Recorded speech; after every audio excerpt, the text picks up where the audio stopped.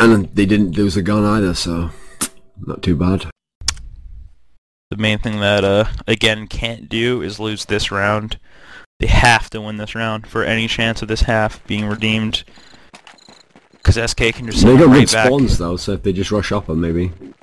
Yeah, it seems like they're gonna try to do like an outer inner split.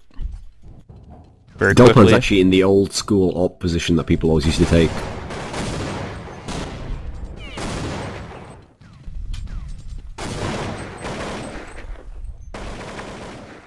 And Delpan gets Pasha trying to sneak in the mini. Oh, Robban instantly kills Lord though as he crowd shocks out. I mean, I can see why AGAiN tried to take that risk. They had pretty decent spawns, and they thought that maybe, you know, they could randomly rush in there and get a free round, but that round was so important to leave it up to something like such a big gamble. I don't know if that was the wisest decision. As you can see now, a bunch of them have deagles. I don't know if they have any AKs.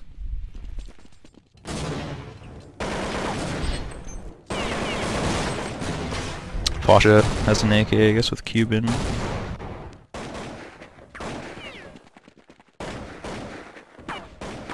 Actually, I think there's a bunch of AKs and one more on, but it's fine. To be fair, I could even see their team buying without armor and just going fucking go for it. I mean, actually, in this sort of a scenario, when you're rushing in like that, as soon as you start getting shot, you're pretty much dead anyway if the guy has like head height advantage and he's just spraying a Colt at medium range on you. So you're actually probably not that bad just buying a AK and just going for like an instant headshot. Yeah, certain scenarios, I guess, it can be an okay idea. Personally, I hate getting shot and the crosshair going up. That just makes me so mad.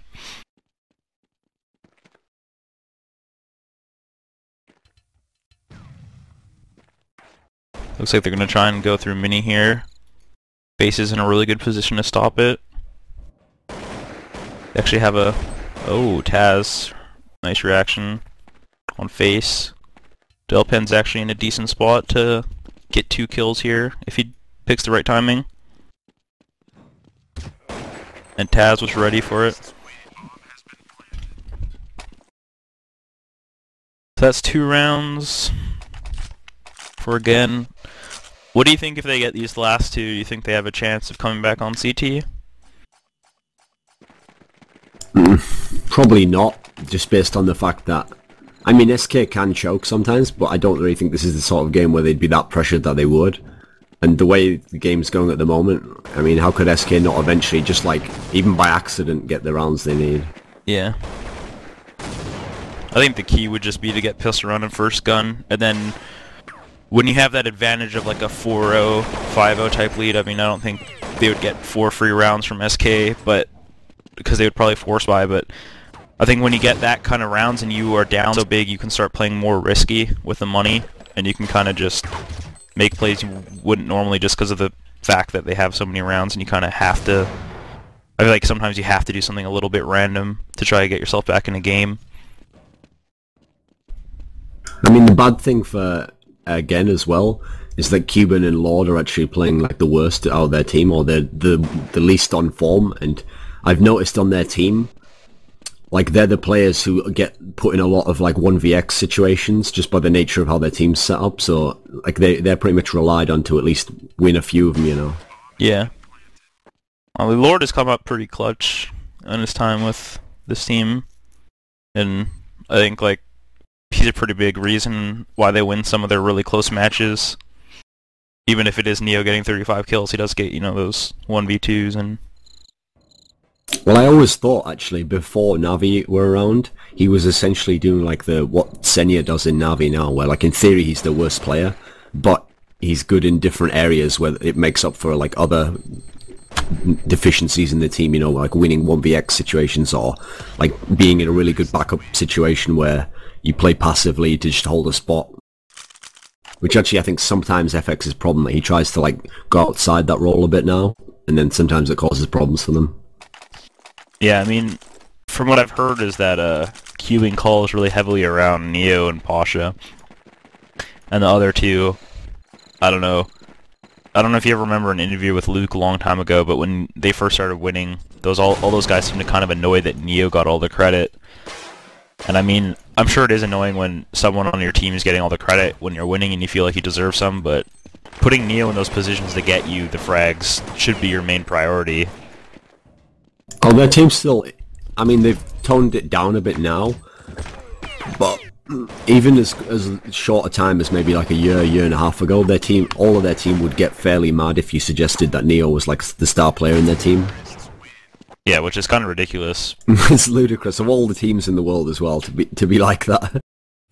Yeah. He probably carries them the hardest out of any one player. Maybe Trace, but... I mean, even if like SK, if you think about it, even though Forrest in theory is better than all of them, like there's still games where he doesn't have to do anything because like the other four or three of the other players are just like owning it up, so he doesn't even need to kill people, you know. Yeah. Whereas I can't remember games where that ever happens with Neo. Yeah, when you see them win a finals, usually you'll see Neo playing well. Maybe he won't have 30 kills, but he'll be in the middle of the pack at least, and he gets a lot of really important rounds. Apparently they're restarting the server.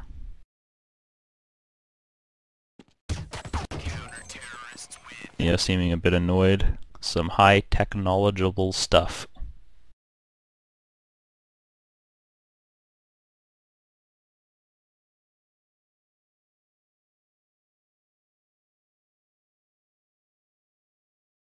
In fact, actually, I'd say that I think that's a problem of the AGAiN/FX team. Is like I was saying before, like because they all want to portray this image that they're all equal and they're all, you know, they can all have these great rounds and step up, even though in reality Neo has to go bananas like the majority of the games for them to win a tournament. They then run into stupid problems like we saw on the T side there, where like they do in a half buy and then they don't give the AK to Neo. Like that doesn't make any sense to me whatsoever. Yeah. Like even if you thought you had a good chance to kill that round, like surely the odds are to just put it in the hands of the best player. Especially as then if you just put him like third when you're going into a site, you have like the best possible chance of doing something that round. Yeah, I think the only really way that I can see it not making sense is if you're doing a force buy and Neo has like 2-6 and he needs to drop an AK. I think it makes sense just because AK armor is really useful when you're going for picks. But I do agree if you can drop him an AK, you should. It's just like when I think Karn had it right when he played with you know, when they had the 2009 lineup with Gux, Get Right, and Force as the main players, right? Yeah. When let's say Karn and D, or how should I say this? I guess Karn and Get Right get a kill, right? You can drop the gun to like Force, Gux, and DSN, right? He would actually give the gun to like DSN sometimes, just because he knows he's like really good at picking a certain area, and he would give the gun to Gux on certain situations. I mean, obviously he's always going to give like one AK to Forrest, but the other two, he kind of switched up the rules a lot. And Get Right actually rarely got AK drops, unless he was like one of the only people without a kill on a pistol round when they got the bomb down. I don't know if anyone really noticed that, but I mean, I'm not saying he never got it, but Karn definitely gave the AKs to the more aggressive players. Well, plus if you're gonna do a half buy or like not necessarily a half buy, but maybe like only buy 3 AKs because 2 people have to save. That's the thing that didn't really make sense about the way FX do it sometimes, because they tend to just have it random as to who has the gun, and yet they still play like free-for-all style. Like in the scenario where we saw Lord have 1 AK, he was like last out of everyone, just sort of baiting everyone. So it didn't even really make sense as to what the strategy was there. It's like they decided to buy, but then they didn't even have like a game plan as to what they were going to use that gun for. Whereas I always thought if you're going to half buy, you should have like a basic idea of what you're going to do. Like, okay, we're going to hit this one spot where I think maybe they're weak and we can get a gun when we kill this one guy, you know? Yeah. Well, I think you have to be thinking like one gun in advance. Yeah, I mean, if you're force buying and you have 3 deals and 2 AKs, you can split up the AKs, but both of them have to be going for picks with someone around them to pick up the AK if they die, just so you can kind of keep going for that pick. It's always a risk, but I mean, I don't necessarily agree with what FX did where they split up all the time. with like deagles and AKs just randomly doing their normal roles. Like they're gonna one deag someone outside across the map.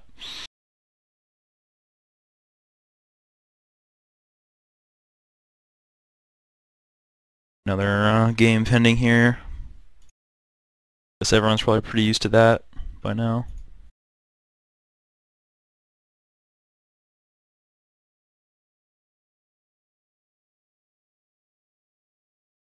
It is a little strange that they would play this super match thing today. I mean, it won't matter since it's like almost impossible that SK don't get through their group just because of how bad the teams who aren't Electronic Sahara are. But it's still a bit dodgy that you have to play like an extra map out of nowhere. Yeah. Yeah, if it was all really good teams, it would probably be pretty annoying. But like you said, I mean, the strange thing about this event is the group stage is absolutely abysmally bad. Like, there's not a single upset that can happen that will stop one of the good teams going through, because, like, I think top 2 get out. But the actual playoffs should be pretty good, like, the whole way through. Like, I think it's, like I was saying the other day to you, like, the chances are WinFact is going to be playing versus Moscow 5 in the first round of the playoffs, so even that would be, like, a good best of 3 or something, you know? Yeah. No, I and then I'm agree. guessing Electronic Sahara will be playing someone, maybe Navi, in fact. So even that would probably be half decent as well. Well, that has to be a pretty good matchup just because Electronic Sahara, those French guys have, like, all those French teams have always seemed to put up a pretty good fight versus Navi. Just the way they play. Well, I mean, there was the famous ESWC, wasn't there? Yeah. That group stage where they had to play, like, 2 French teams or something. Yeah. And they squeaked out before they crushed everyone in the playoffs. Yeah, I don't know what it is about that. Maybe just that slow, methodical play that doesn't really make a lot of sense. Just throws Navi off.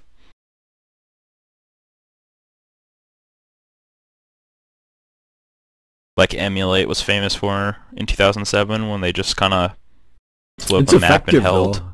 I mean, it doesn't make any sense in terms of, like, trying to come up with a consistent strategy that's going to work versus people all the time.